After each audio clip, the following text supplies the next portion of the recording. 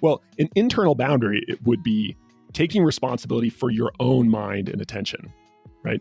This happened to me. That's a bummer. I don't like it when my sibling does this, but I am not going to keep my attention on that anymore. I'm going to put it onto something else that matters to me.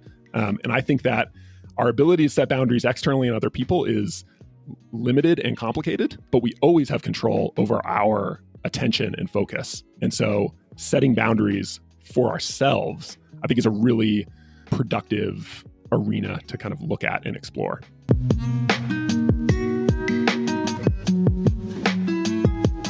Welcome to the Mindful Dream podcast, where we help you to not decide what's really important whilst chasing your dreams. Today's guest is Nick Wignall, who's a clinical psychologist, writer, teacher, and podcaster.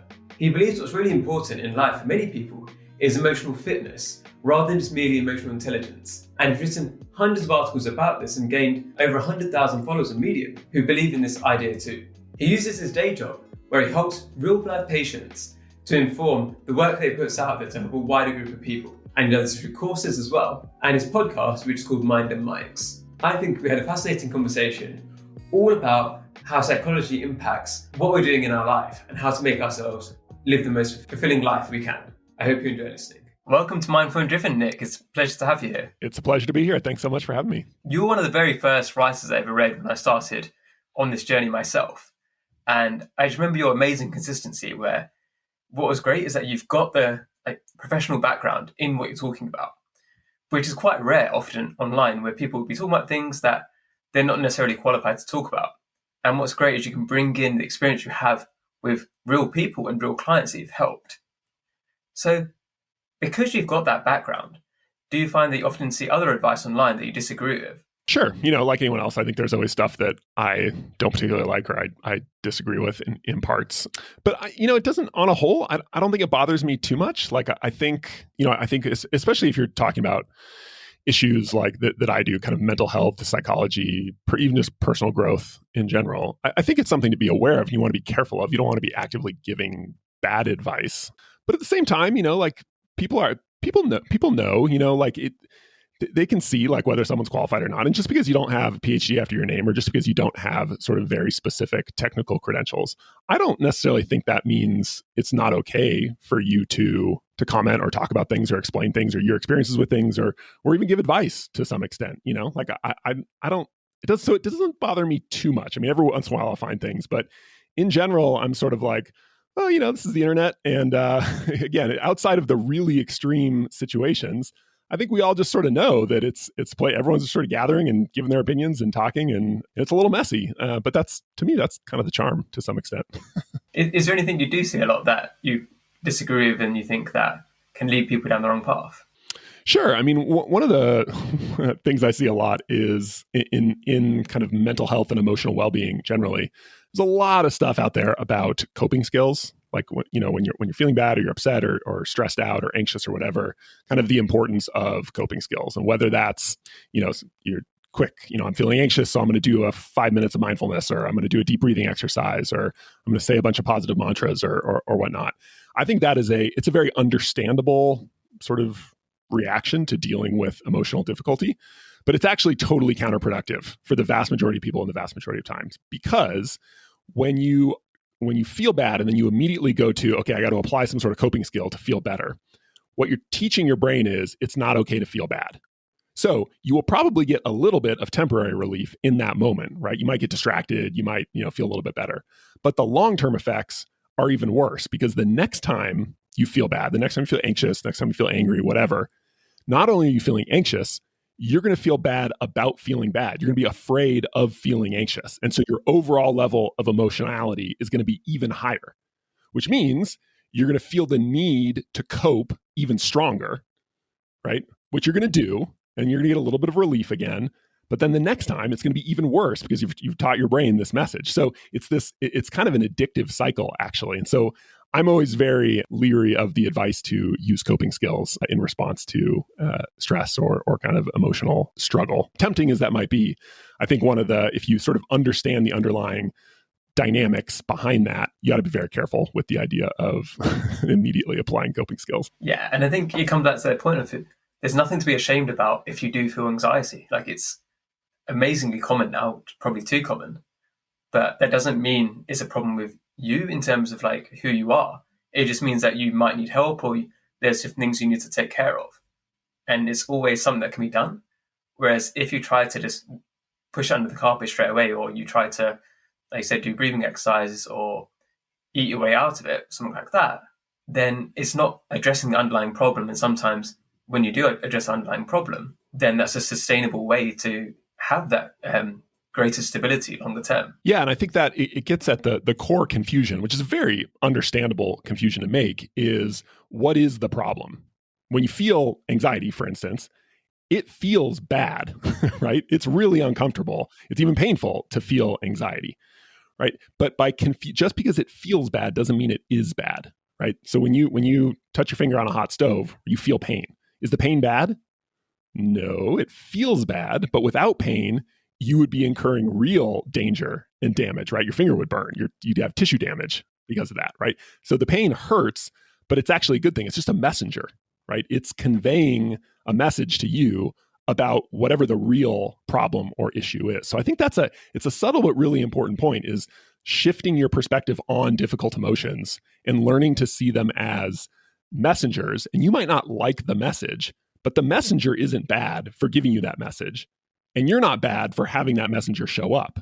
The key is to keep the focus on, as you alluded to, what's the actual problem here that this is alerting me to? And it's a hard thing. And to do all that kind of in the moment takes a lot of skill, a lot of practice, a lot of patience. And it's a lot easier to just say, I'm going to distract myself with something so I don't have to feel this anymore. So it's understandable that people take that route and that people advocate for that. But if whatever you're struggling with has become kind of a long-term issue, I think it's really important to step back and ask those big questions about, like you said, sort of what's the real problem here. And I think often what sometimes people use as coping mechanisms should really be used more preventatively. So, for example, breathing exercises, if you're doing that anyway, even whether you're feeling good, whether you're feeling bad, and you're just getting good at circulation and good oxygen into your brain, that helps you to deal with different problems. But it shouldn't be only as a reaction.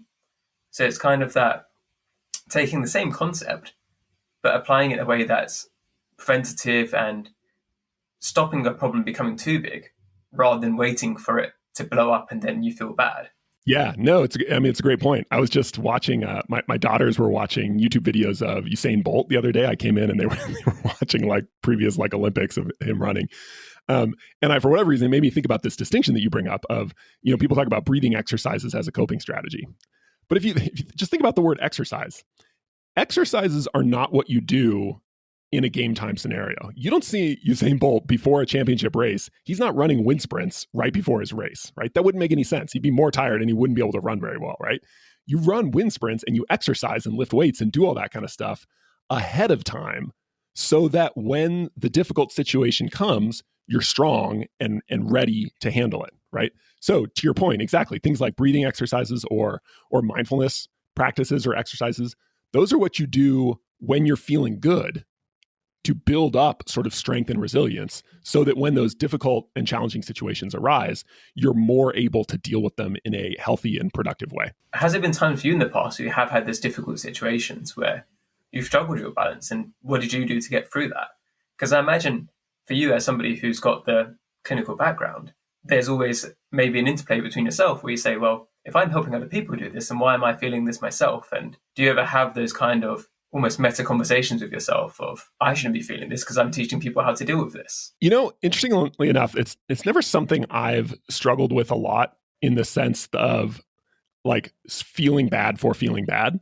Because to my mind, like the fact that I have a PhD in clinical psychology, that doesn't make me immune from feeling anxious or from feeling angry or sad or experiencing grief or guilt or like stress or like any of those other things. Like those are all completely normal parts of being a human being, right? That's totally normal. So I think that, and what that really does is it helps me not get too judgmental with myself for feeling those things, which is really what leads to a lot of emotional struggles long term. It's not the initial anxiety, it's not the initial anger, it's not the initial sadness. It's feeling bad for feeling bad, which then leads to this whole gigantic layer of feeling really bad for a really long time. and all the nasty kind of effects that come from that self-criticism, self-sabotage, avoidance, all those kind of behavioral patterns. So my sort of mantra is, James Clear has this great sort of line where or I don't know if it's a line, it's like I guess it's kind of like a mantra, but he says, never miss twice. And I really like that he applies it to like habit building, or if you're going to go to the gym, like you miss a day because you're just feeling exhausted and you don't go to the gym, and like, it's not a big deal. Just make sure you go the next day. And I think that's such a nice mindset, because it combines sort of discipline and self-compassion at the same time, right? You're saying, you know what? Life happens. Nobody's perfect. Like, I get angry. I raise my voice at my daughters. I hate that. I hate it when I do that. I really don't like that.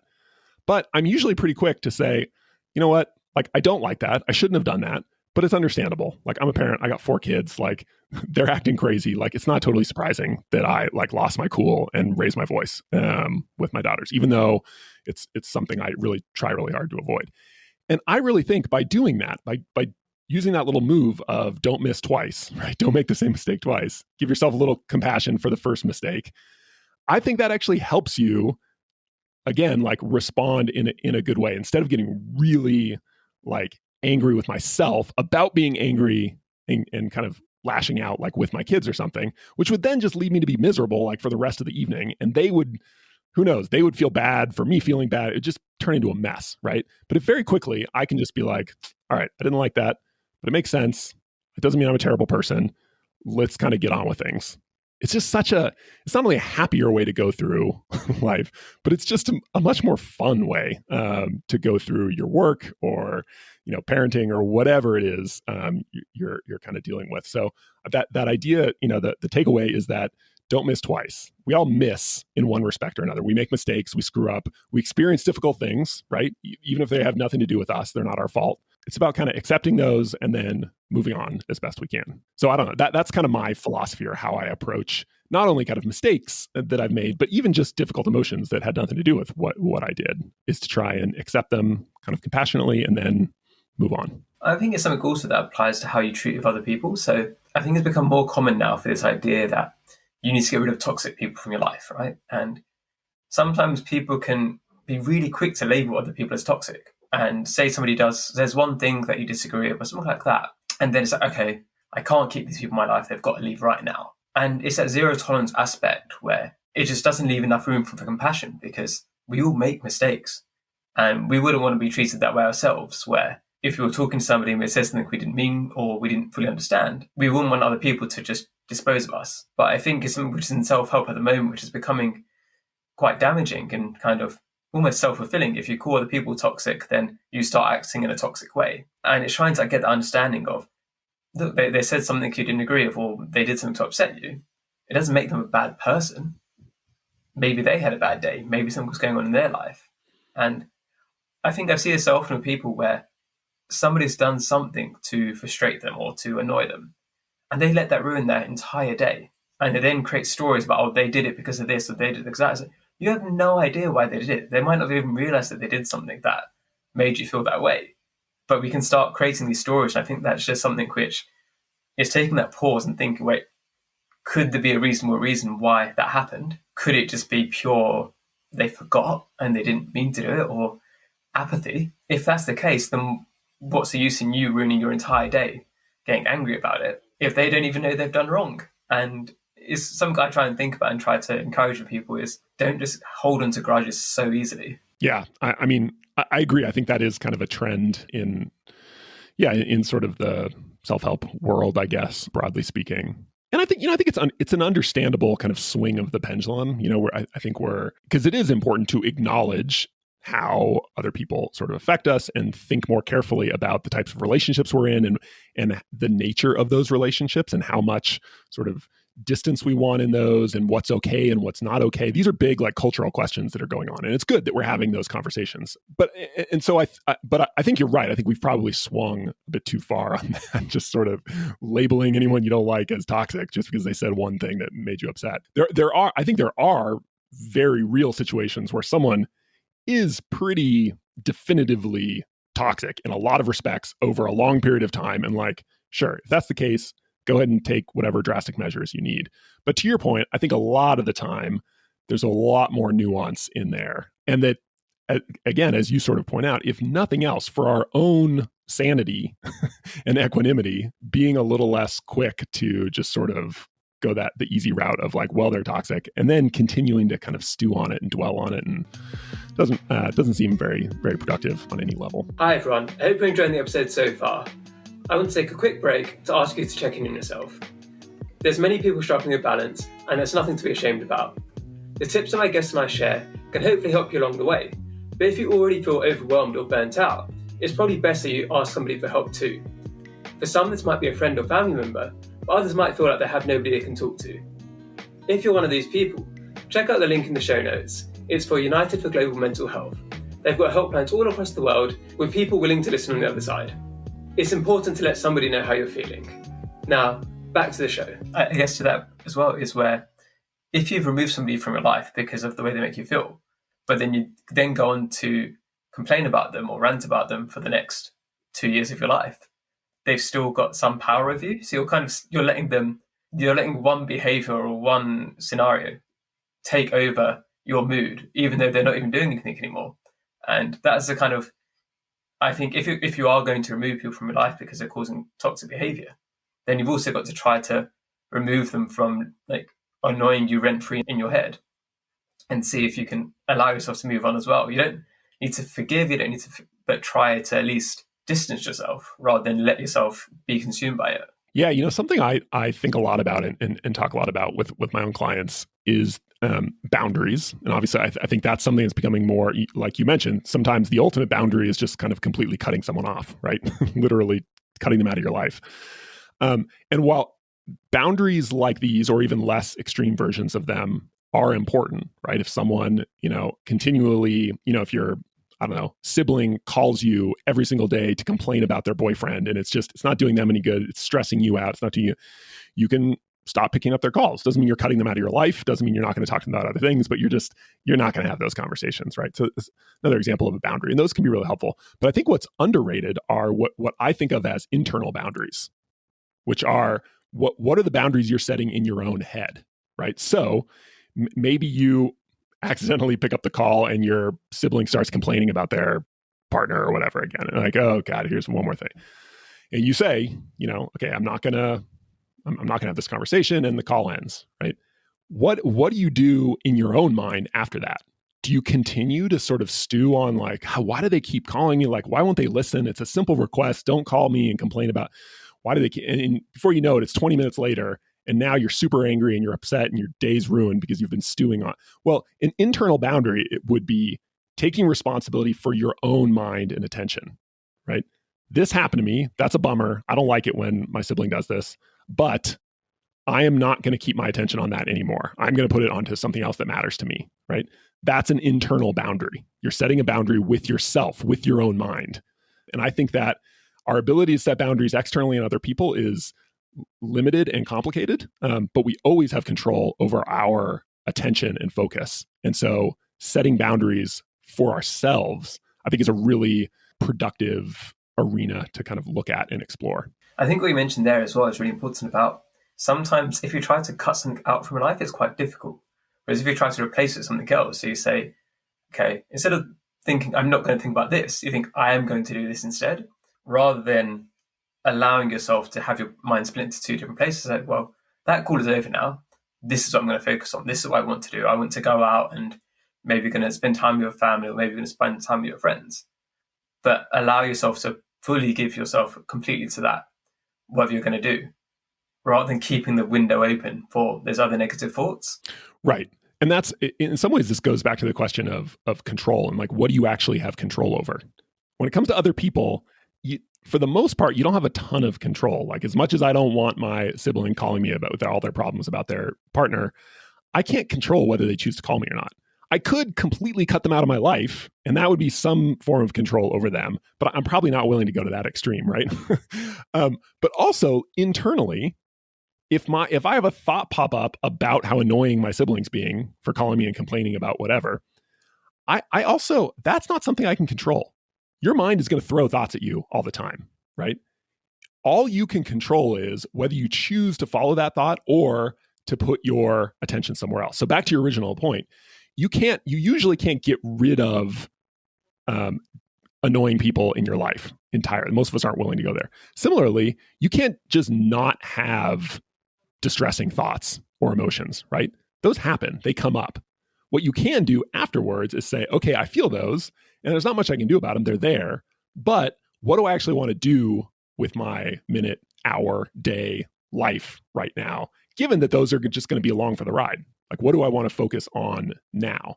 So it's, again, to your point, it's not so much how do I get rid of this thing I don't like as how do I kind of accept that and then keep my attention on what I actually want going forward. I guess along those lines then, what is it at the moment that you found in terms of your balance? Like, how are you living your life at the moment? So you've got a new job soon coming up, and you have your writing, and you've got your cohort course, and you've also got 4 kids, as you mentioned. How do you find the right balance between that at the moment? What are you putting into place in order to protect yourself? Well, part of it is that a lot of my interests, my kind of hobby level interests and my work really overlap. So like my writing, for instance, in my course, I enjoy doing them. I like doing them. Like they're just really fun. Like when I sit down to write an article every morning, like I do an hour or 2 of writing every morning. It literally is almost never a chore. So in terms of balance, like that really helps when your work really aligns with your values, right? And that's a whole thing. Like we could really get into that. But I think I'm able to maintain a pretty good balance because I'm doing things that I just genuinely enjoy and would be doing anyway, right? These would be hobbies if they weren't kind of turned into bigger side projects. So that's huge. I have an incredibly supportive spouse. My wife is just a rock star. And she's very supportive of all this stuff I'm doing. And we have a really good relationships in terms of kind of checking in on that kind of stuff and like my time and energy and like where all that's being allocated. And so I think having someone that's really supportive and easy to talk to about that kind of stuff, I mean, that's huge. I couldn't have done that if that wasn't the case.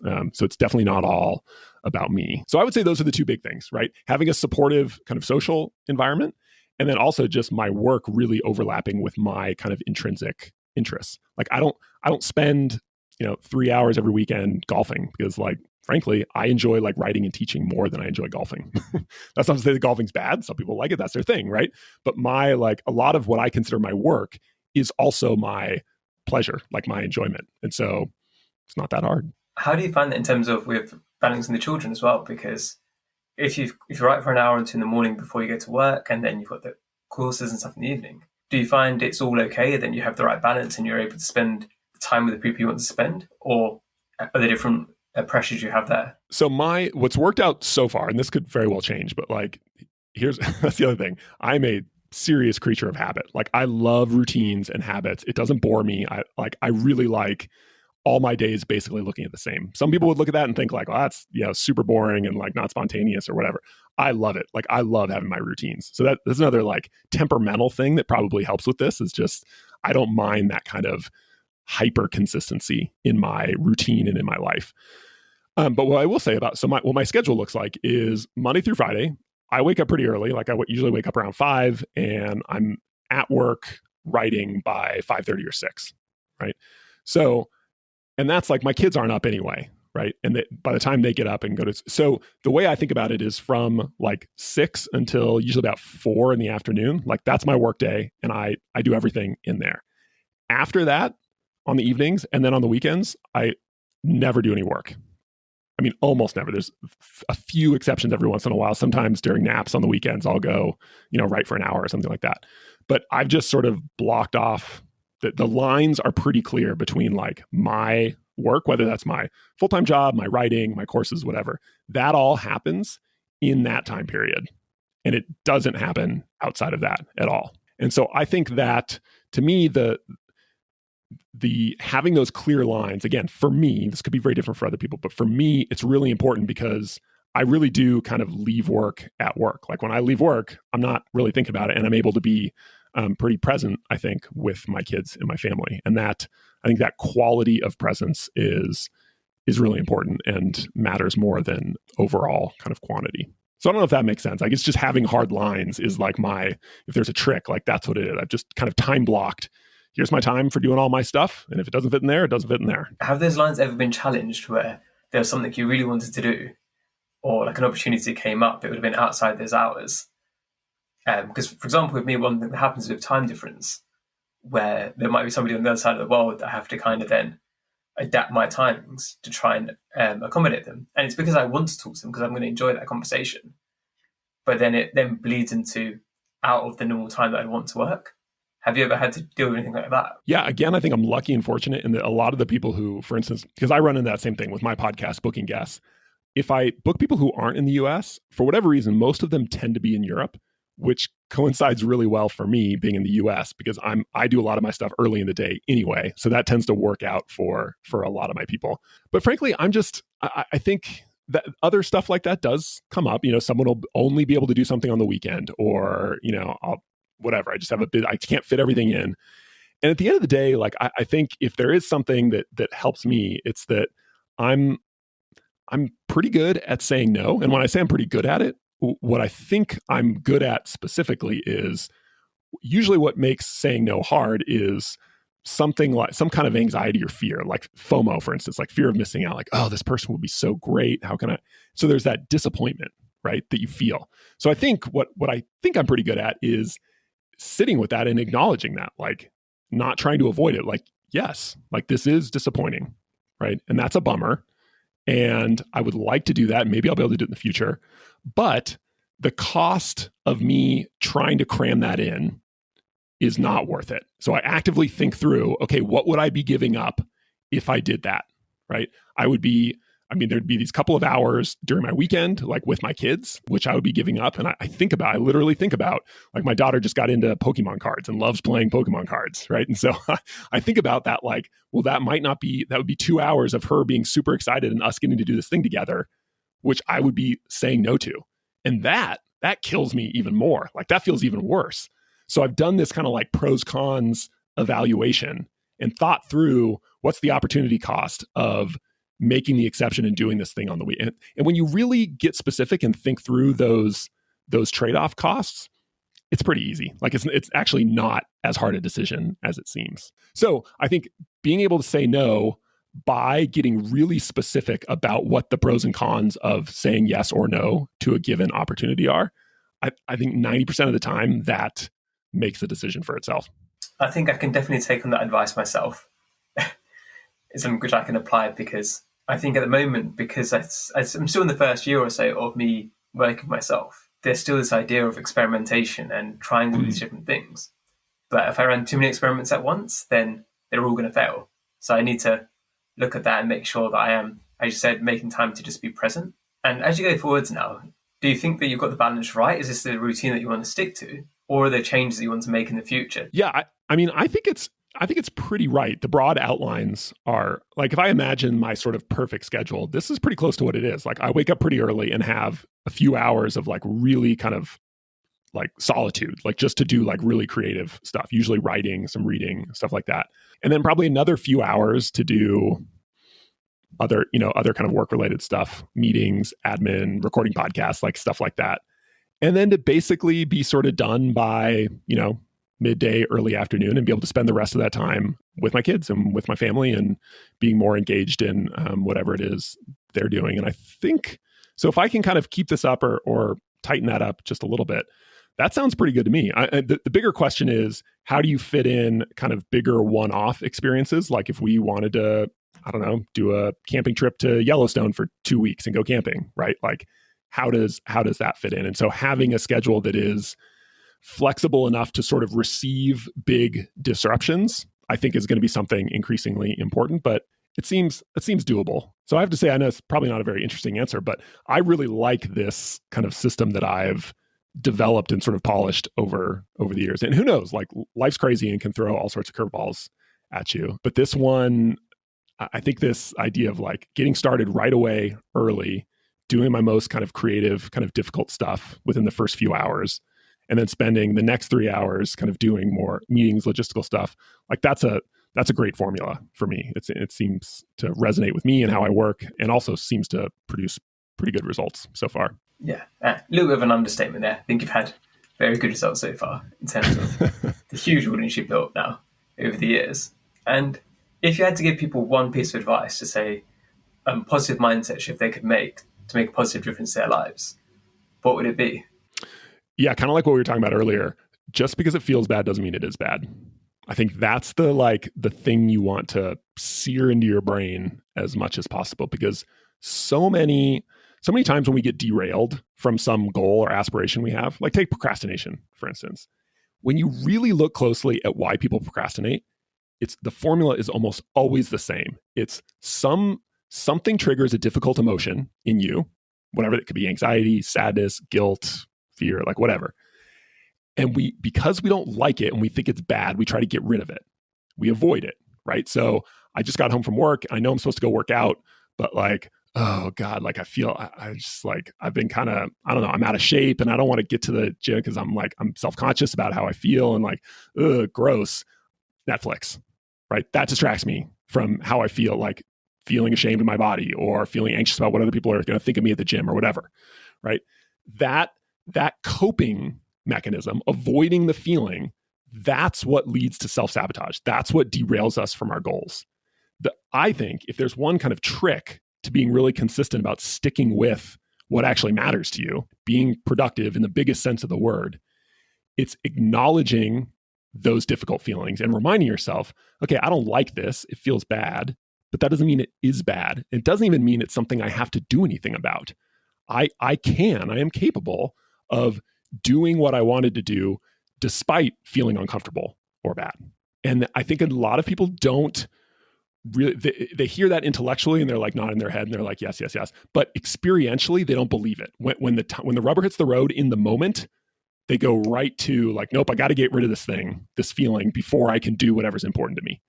The opposite is actually true. If you really want to be free from those feelings, you have to do what was important to you despite how you're feeling. So reversing that sort of causality is really important. You don't try and make yourself feel better so that you can do something important. You do something important despite feeling bad, which then results in feeling better. So, and the kind of key, I think, nugget with all of that is just because it feels bad doesn't mean it is bad. And that will really change your sort of, I think, decision-making process in response to stressful, difficult events. I think so often, isn't it, where the things that are good for us long-term, they feel tough at the beginning. And I don't know why it's like that. You'd think it's just a weird rule of the universe, where surely some things would feel good at the beginning and are good for us long-term. But it always seems to be the bad things that make us feel good at the beginning.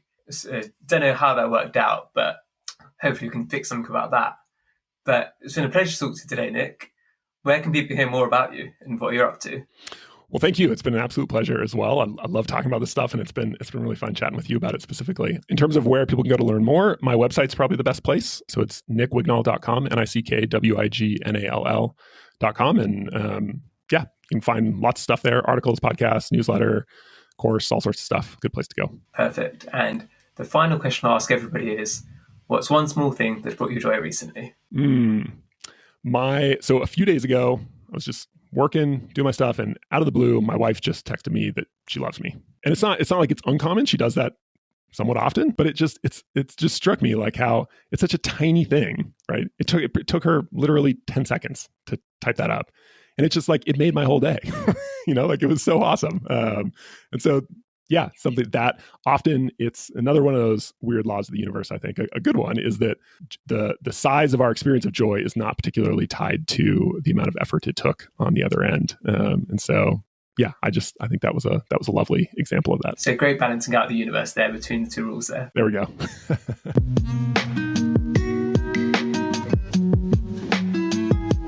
If you're listening on Apple Podcasts, I'd love it if you could leave me a 5-star review.